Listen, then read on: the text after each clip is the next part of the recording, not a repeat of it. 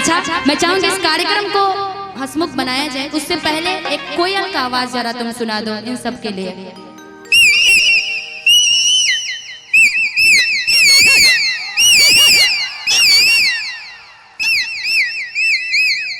बता दो इसके बारे में कि अभी 3-4 महीने से मेरे साथ में है और बहुत अच्छा 60 से 70 आवाजें निकाल लेता है, बहुत अच्छा डांस भी करता है और बहुत अच्छा गाता भी है। तो धीरे धीरे हम आगे पीछे भी जाते रहेंगे, क्योंकि जो पीछे पीछे हमारे भगवान शिव जनता जनार्दन उनको दिखाई नहीं देगा। ठीक, तो तुम कभी कभी हाँ अभी आते आते गिर गए थे, पता नहीं चला कि ये स्टेज नीचे है। अच्छा चलो कोई नहीं, गिर गए तो आशीर्वाद मिल गया यहाँ के जनता जनार्दन का। अब आपके लिए कि सब हो के हुनर में हरारू चाहिए सोना, स्केल दीजिएगा। हाँ तो उतर जाओ, गिरोगे तो कह रहा गिरेगा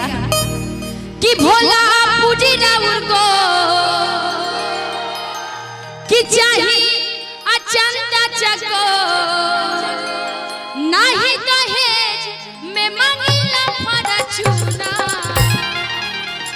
अब जिन जिन को बीवी जैसी चाहिए अपने मन में संकल्प ले करके, जो भी मंच पे कुंवारे लोग होंगे चाहे शादीशुदा लोग होंगे वो भी अपने लिए, और जो कुंवारे होंगे अपने मन में एकदम भोले बाबा से मांगना है। ठीक कि सब हो के हुनर में हजारों चाहिए सोना, सब हो के हुनर में हजारों चाहिए सोना। भोला पूजी राउर को चाहिए चंद्र चको, भोला पूजी राउर को चाहिए चंद्र चको नहीं दहेज में मंगला फरचूना। जरा हाथों को उठा करके सभी लोग मेरे साथ कि सब हो के हुनर में हजारों चाहिए सोना, सब हो के हुनर में हजारों चाहिए सोना। आज पीछे आओ, महिया लगावला अम्मावाला गवला पिया हो, महुआ लगावला काहे ना लगावला पिया हो, तब काहे ना लगावला पिया हो, निमिया के गछिया काहे ना लगावला पिया हो, निमिया के गछिया अम्मावाला गवला पिया हो, महुआ लगावला अम्मावाला गवला पिया हो, महुआ रे लगावला काहे ना लगावला पिया हो, कि काहे ना लगावला पिया हो, निमिया के गछिया काहे ना लगावला पिया हो, निमिया के गछिया। सब हो के हुनर में हजारों चाहिए सोना। कहती है भक्त की देखी बाबा, यदि हमन मेहरारू सुनर होई तो रउआ भोले बाबा जाति का हम भांग धतूरा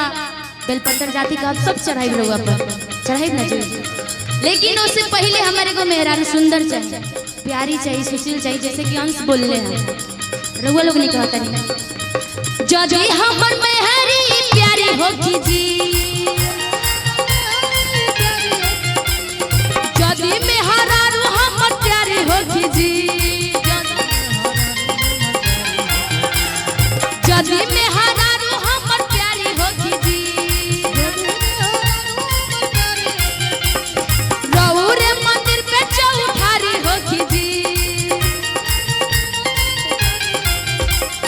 जदी मेहरारू हमर प्यारी होगी जी, रउरे मंदिर पे चौठारी होगी जी, जदी मेहरारू हमर का होगी प्यारी होगी नु,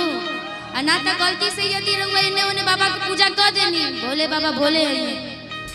जो वो रउआ जाति वरदान मांगम ताथी पूरा कर दिए हैं। जैसे कि जितना भी कार्यकर्ता लोग बानी इस कार्यक्रम के, जो जो मंगले वाले सब कुछ पूर्ण भइल बा, भगवान करस के आगे भी सब कुछ पूर्ण होके और हमेशा ही महोत्सव मनत रहे और हमेशा हम सभी कलाकार रउआ बीच में आवत रहे। लेकिन यदि गलती से भगवान के पूजा यदि रउआ ठीक से ना करनी तो हऊ कहावत हो जाए कि बेल के पतैया पे करब सिग्नेचर,